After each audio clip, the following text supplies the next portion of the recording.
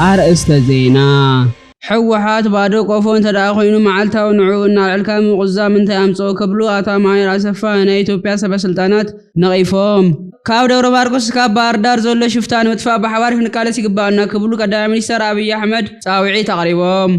ንሻዕብያ ካብ መገልጋል ናይ ብልጽግና ገረድ ምዃን እመርዝ ክብላ ወይዘሮ ኬርያ ኢብራሂም ገሊጸን ባይቶ ኤሮፓ በሰንክ ገበናት ኩናት ገበን አንጻር ሰባውነት ንሓይልታት ቅዱስ ደገፍ አርሲኤፍ ሱዳን ከም ግብረ ሽበራዊ ውድብ ንኽስይሞ ንሕብረት ኤሮፓ ጸዊዑ ግብረ ሰላማውያን ጻዓት ናይ ቅንጦት መርከብ ናብ ወደባት ቱርክን ግብጽን ንኸይተኣቱ ተኸልኪላ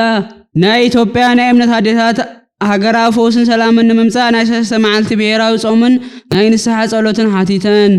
ናይ ሕወሓት ምክትል አቦ ወንበር አቶ አማኑኤል አሰፋ ኣብ ዘመሓላለፍዎ መልእኽቲ መንግስቲ ኢትዮጵያ ኣብ ልዕሊ እቲ ውድብ የካይዶ ዘሎ ናይ ሚድያ ፖለቲካን ዘመተ በጽኑዕ ኾኒኖም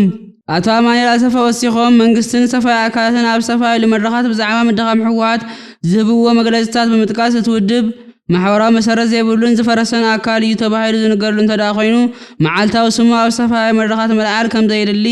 ኣብ መልእኽቶም ኣስሚሮም ገሊጾም ኣለው ወሲኾም አቶ አማኑኤል አሰፋ ሕወሓት እንተዘይሃልዩ ማሕበራዊ መሰረት ዘይብሉን ባዶ ቆፎ ኮይኑ ንምንታይ ዳ ኣብ ፓርላማ ኣኻት ኣብ ኣዳባይት ኣብ ሰበስልጣናት መዓልታውና መጻኻ ሕወሓት ንኣልካ ምቆዛም ኣምጾ ክብሉ ቀይሶም ኣብ መወዳእታ አቶ አማኑኤል አሰፋ ከም ዝበልዎ ውድቦም ሕጂ እውን ዘለዎ ሰማዕትን ክብደትን ልዕል ዝኾነ መንግስታውያን ትካላት ናይ መዓልታዊ ናይ ትኹረት አጀንዳኦም ከም ዝገብርዎ ንምርኣይ እኹል እዩ ዝበሉ ኣብ ዝሞተ አካል ምንም እምኒ ኣይድርበይን ክብሉ ቅኔ ሓዘል ዘረባ ብምጥቃስ ዛዚሞም ኣለው ካብ ደብረ ማርቆስ ናብ ደጀን ባህር ዳር መኪና መጓዓዝ ቅንጦት ኮይና ኣሎ ክብሉ ቀዳማይ ሚኒስትር አብይ አህመድ ገሊጾም ከም ቀዳማይ ሚኒስትር ኣብ ናይ ደብረ ማርቆስ ተክለ ሃይማኖት መዕረፊ ነፈርቲ ኤርፖርት መርዓ ስነ ስርዓት ካብ ዘስምዕዎ ዘረባ ሰባት ብናጻነት ካብ ቦታ ናብ ቦታ ተንቀሳቂሶም ስራሕ ክሰርሑ ዘይምኽኣሎምን ካብ ደብረ ማርቆስ ናብ ደጀን ባህር ዳር ካብ ባህር ዳር ናብ አዲስ አበባ መኪና መጓዓዝ ከም ቅንጦት ከም ዝቁጸር ብምግላጽ እቲ ናይ ጸጥታ ጸገም ዝፈጠረ ዓብዪ ስግኣት ከም ዘሎ ሓቢሮም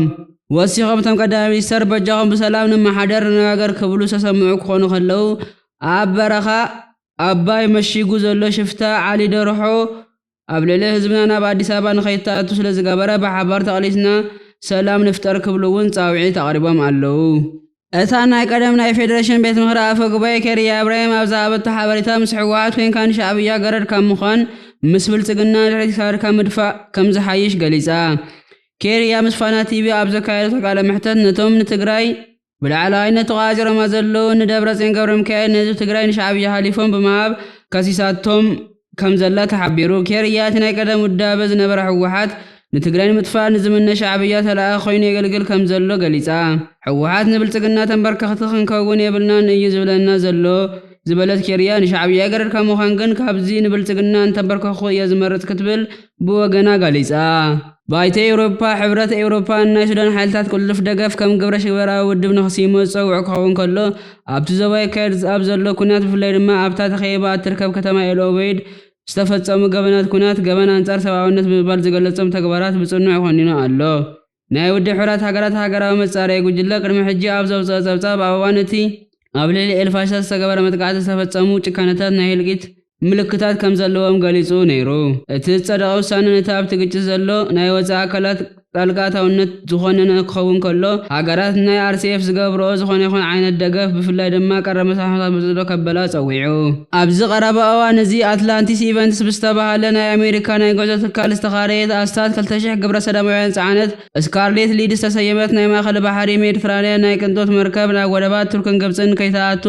ተኸልኪላ ከም ዘላ ተሓቢሩ እታ መርከብ ኣብ ወደባት ትርኪ ኩሻዲስ እና ኢስታንቡል ንኸይተዓርፍ ዝተኸልከለት ክውን ከላ ናይታ ሃገር ሰበስልጣን እቲ ውሳነ ዝተሓለፈ ምኽንያት ዕላማት ጉዕዞ ምስታ ናይታ ሃገር መረራውን ስነ ምግባርን ክብርታት ከምኡውን ምስ ማሕበራዊ ሕግታት ክብርታትን ዘይፈቕዶ ምዃኑ ገሊጾም ናይ ትካል ዋና ፈጻሚ ስራሕ ሪች ካምቢል ኣብታ ናይቲ ኩባንያ 9 ዓመታት ታሪክ ውሽጢ ከምዚ ዓይነት ነገር ከጋጥሞ እዚ ንመጀመርያ ምዃኑ ብምግላጽ ወቒሱ ኣሎ ኣብ ኢትዮጵያ ዝርከባ ዝተፋላለዩ ናይ እምነት አዴታት እቲ ሃገር ካብ ዘለቶ ማሕበራዊ ስነ ምግባራውን ሰብኣውን ቅልውላው ንኽትወፅእን ከምኡውን ዘላቒ ሰላም ንኽሰፍን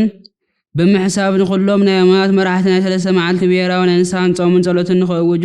ጻውዒት ኣቕሪበን ኣለዋ እተን አዴታት ፍሉይ መዓልቲ ኢትዮጵያ ብዝብል መሪሕ ሓሳብ ኣብ ዘውፅኦ መግለጺ ኣብቲ ሃገር ናተስፋሕፍሑ ዝመጽእ ዘሎ ናይ ዘረባታት ቂም በቐልን ናይ ሓይሊ ግዛትን ንሓድነት ማሕበረሰብ ገድቦ ከም ዘሎ ገሊጸን مساكم زنر ጋዜጠኛ አዶልስየ ሰሰናይ ንዓኹም